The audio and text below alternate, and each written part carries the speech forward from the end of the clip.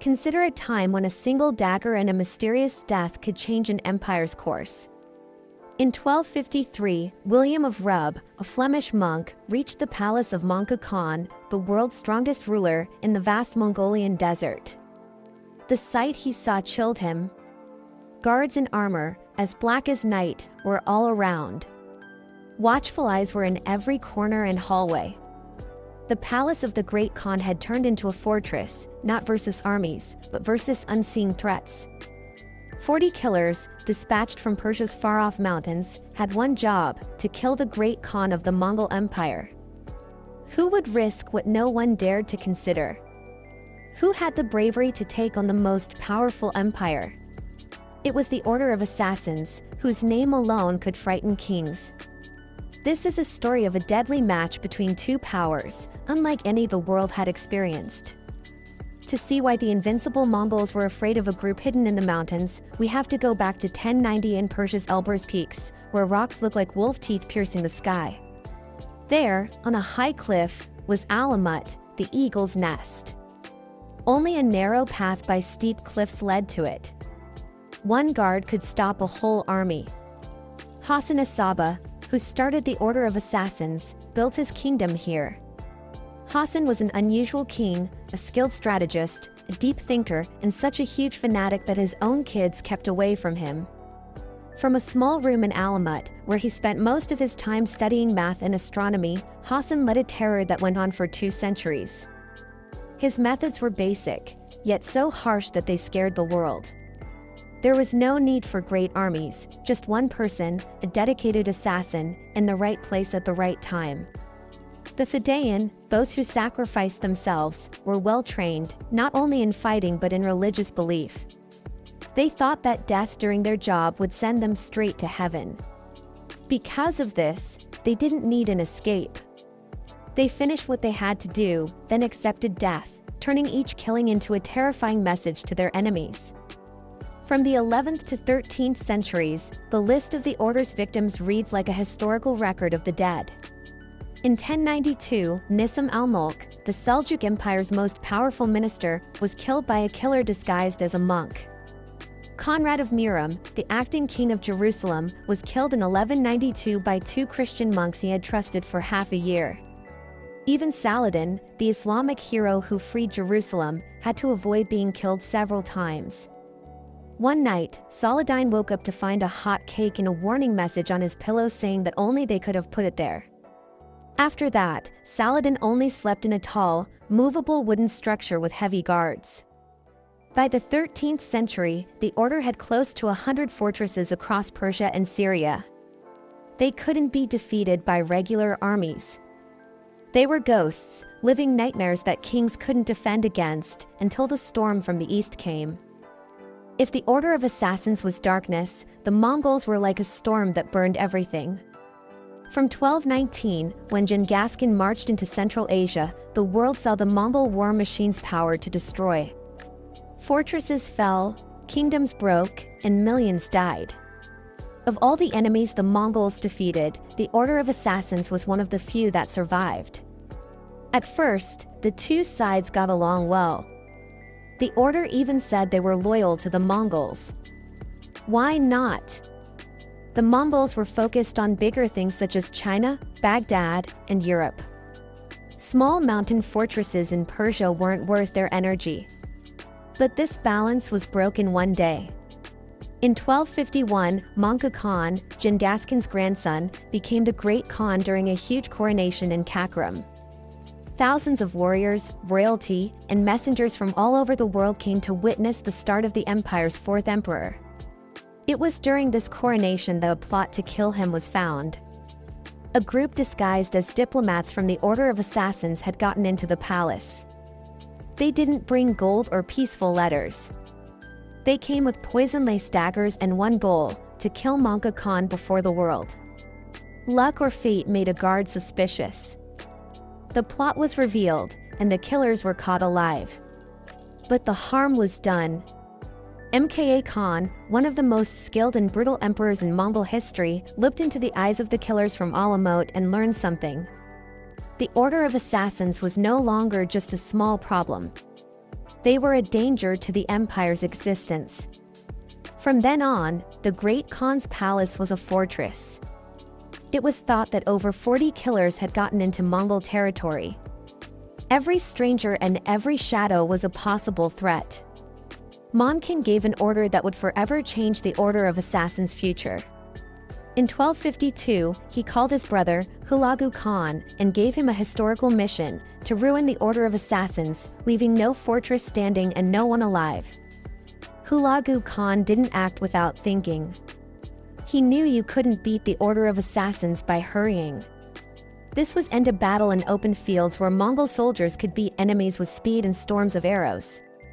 Instead, this was a conflict versus mountain fortresses that had been built over 2 centuries and guarded by people willing to die. So, for 3 years, Hulagu prepared. He gathered one of the most amazing armies in history, with over 150,000 warriors, Mongol cavalry, Persian foot soldiers, Armenian forces, and, scariest of all, a group of Chinese engineers led by Guan, who had the best siege machines of the time. In October 1253, the Great Army left Kakram. They went through Central Asia, across deserts, over rivers, and slowly moved west like an unstoppable wave. In March 1253, the front of the army, led by General Kitbuka, crossed the Amu Darya River with 12,000 soldiers and started attacking the order's fortresses on the border. In April 1253, the first fortresses in Kistan fell. The people there were killed without mercy. It was a message written in blood and fire to the rest of the fortresses. But the worst part of the war was still to come: Alamut, the eagle's nest, the center of the Order of Assassins. In 1255, the order's leader, Imam Muhammad III, died suddenly under strange conditions. His son, a young man named Ruknaldin Kersha, took over as leader during the order's darkest time. Kersha knew he couldn't beat Hulagu by fighting, so he tried to stall for time by talking, sending messengers promising to quit, and begging for more time. But Hulagu Khan was done waiting. In early 1256, the Great Mongol army split into 3 parts and invaded the order's territory. The right wing, led by Kök Elgi Yabuka Timur, moved into Mazandaran. The left wing, led by Prince Teodor and General Kitbuka, moved into Kharusan. Hulagu Khan himself commanded the center, marching straight toward Alamut. One fortress fell after another. The order gathered soldiers, but each mountain fight was a terrible loss versus Chinese siege machines. On November 18, 1256, something important happened at the Mandes fortress. Nasir al-Din al-Tusi, a great thinker and astronomer, had been held in the fortress by the order for years. Seeing that the end was near, he opened the gates and gave himself up to the Mongols. Hulagu not only saved his life but made him an advisor. Later, Tusi became one of the most important scientists under the Ilkhanate dynasty. The next day, November 19, 1256, something unbelievable occurred. Ruknaldin Kural walked out of Mayun's fortress and gave himself up to Hulagu Khan. But this wasn't the end. Hulagu knew that as long as Alamut, the order's heart, stood strong, the war wasn't over. Hulagu made Kersha, now a Mongol prisoner, go from fortress to fortress, ordering his soldiers to give up. Surprisingly, the fortresses, places that had not fallen in 2 centuries, started opening their gates. On November 22, 1256, only 3 days after Kersha's surrender, Alamut Fortress, the famous Eagle's Nest, also lowered its flags. Hulagu entered the fortress that Hassan-i Sabbah had ruled from his small room almost 2 centuries earlier. He found a huge library full of knowledge of a whole culture. It had thousands of books on philosophy, math, and astronomy. Some scholars asked Hulagu to save the library, but Great Khan Manka's order was clear: destroy everything. Fire burned. Ancient books and the knowledge of humanity that could not be recovered turned to ash. Alamut's walls were destroyed, the stones thrown into deep pits. The greatest tragedy, though, was yet to come. Kersha, the order's last leader, asked Hulagu for permission to go to Karakoram to meet Great Khan Manka, hoping to beg for mercy. Hulagu agreed. Qur Shah, with his family and assistants, started the long trip east through deserts and mountains. But when they got to Kakram, Mongol Khan refused to see him. On the way back in the empty desert, Mongol troops surrounded the group. A dagger flashed and a scream was heard. Rukin Alan Kersha, the last imam of the Order of Assassins, was killed along with his whole family. Mongol wasn't satisfied. He ordered a complete purge of Persia. Mongol troops hunted down those who were still loyal to the order. Villages were burned, people were called together, and then killed in large numbers. About 100,000 Nazari Ismailis were killed in the last months of 1256 and the beginning of 1257. Some fortresses held out. Lamsar fell in January 1257 because of a cholera outbreak. But one fortress, Jurku, didn't give up. Mongol troops surrounded Jurku for 17 years. They built houses, put up camps, and waited. Finally, on December 15, 1270, 17 years after the siege began, the fortress garrisons gave up because they didn't have enough clothes to keep them warm in the winter. In 1275, there was one small bit of hope. One of Kersha's sons gathered forces and took back Alamut for a few months.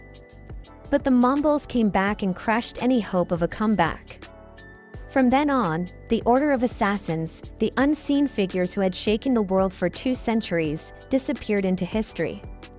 This isn't a story about who won and who lost, it's a story about 2 contrasting forces. On one side was the empire's complete power, and on the other, the hidden ways of those who questioned authority. The Mongols were victorious, but they had to gather one of the largest armies in history, spend 3 years getting ready, and almost 2 decades stopping any resistance. The Order of Assassins were defeated, but they showed that even the strongest empire can be threatened by people who are dedicated and have a strong idea. The Nazari Ismaili community still exists today with millions of people across 5 continents under the leadership of Khan, the 49th Imam. They aren't killers anymore, but people who are trying to find peace, learning, and charity. The legacy lives on in language. The word assassin in English, assassino in Spanish, and assassin in French all come from their name. Whenever you hear the word, remember the fortresses on high mountains, Alamut, the eagle's nest, and the fight between unseen figures and the storm from the plains. It was a war where no one truly won, only history and the lessons that we are still learning now.